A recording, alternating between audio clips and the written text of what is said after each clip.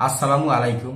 আপনারা জানেন সারা দেশে জুলাই আগস্ট যে ছাত্র জনতার অভ্যুত্থান হয়েছিল, সেই অভ্যুত্থানে ছাত্রছাত্রীরা, সারা দেশের ছাত্রছাত্রীরা তাদের যৌক্তিক দাবিতে এই অভ্যুত্থানটি করে। তো এরকম একটি অভ্যুত্থান বা মিছিল বা আন্দোলন যাই বলেন, আমাদের গাড়াগঞ্জেও হয়েছিল।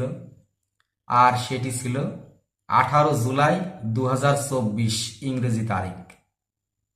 সেদিন এই গাড়াগঞ্জে কি হয়েছিল আপনাদেরকে কিছুটা বর্ণনা করার জন্য চেষ্টা করব।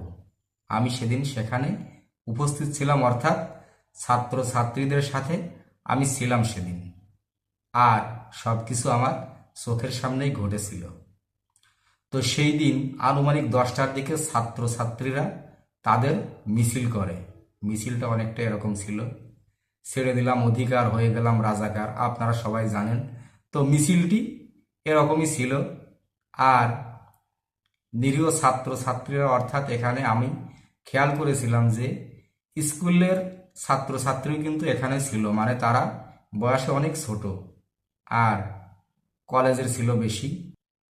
তো আনুমানিক 150 থেকে 200 জনের মতো হবে স্থানীয় যারা ছাত্রছাত্রী ছিল।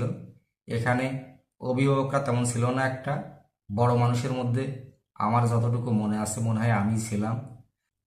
তো আন্দোলনটি আসলে সফলভাবেই হচ্ছিল, মানে শান্তিপ্রিয় আন্দোলনই হচ্ছিল। তো আন্দোলনটি বা মিছিলটি শান্তিপূর্ণভাবেই হচ্ছিল। তো সেখানে স্থানীয় যে এমপি ছিল সে এসে উপস্থিত হয়, ছাত্রছাত্রীদেরকে শান্ত করার জন্য চেষ্টা করে।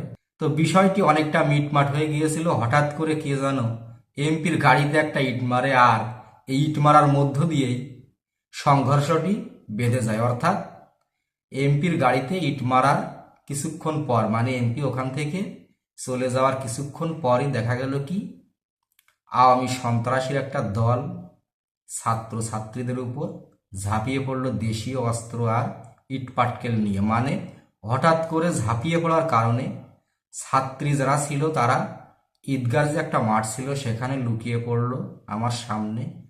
আর ছাত্রদের কিছু সেখান থেকে হঠাৎ করে ভয়ে একটু পালিয়ে পিছনের দিকে গেল। আর কিছু সাহসী যারা আছে তারা কি করলো, এই আওয়ামী সন্ত্রাসীদের মোকাবেলা করলো। অর্থাৎ তারাও ইটপাটকেল ছুঁড়তে থাকলো, আর এই সন্ত্রাসীরাও ইটপাটকেল ছুঁড়তে থাকলো। তাদের হাতে ঢাল, এই তলোয়ার জাতীয় দেশীয় অস্ত্র তাদের হাতে ছিল। তো সংঘর্ষটি বেশ কিছু সময় ধরে চলে। এখানে 3জন টোটাল আহত হয়, তার মধ্যে আমিও একজন, আর একজন ছাত্র আহত হয়। তবে 2জন ঘটনাস্থলে আহত হয়, আর একজন মানে গাড়াগঞ্জ বাস স্ট্যান্ড থেকে বাজারে যাওয়ার পথে মাঝামাঝি বা তার একটু পরে গিয়ে সেখানে তিনিও আহত হন।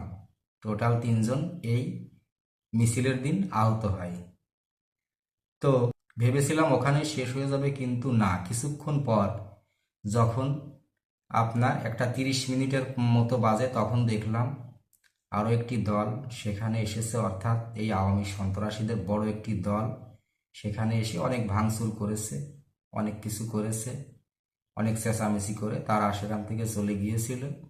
তো আমাদের এই গাড়াগঞ্জের আসলে এই জায়গাটা খুব শান্তিপ্রিয় একটা জায়গা।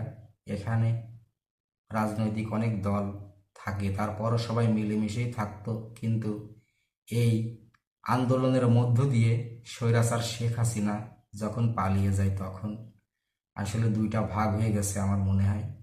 তো পরবর্তীতে দেখলাম এই ছোট আন্দোলনটি অনেক বড় হয়ে গেল। অর্থাৎ এই আন্দোলনটি দেখা গেল কি আপনার এক দফায় রূপ নিল। আর এই আন্দোলনটি এক দফায় রূপ নেওয়ার পর সারা দেশের ছাত্র জনতা স্বৈরাচার শেখ হাসিনার শাসনের বিরুদ্ধে ঝাঁপিয়ে পড়ল। অর্থাৎ শেখ হাসিনাকে পদত্যাগ করতে হবে। তো ছাত্র জনতার এই আন্দোলনের মুখে স্বৈরাচার শেখ হাসিনা পালিয়ে যেতে বাধ্য হয়।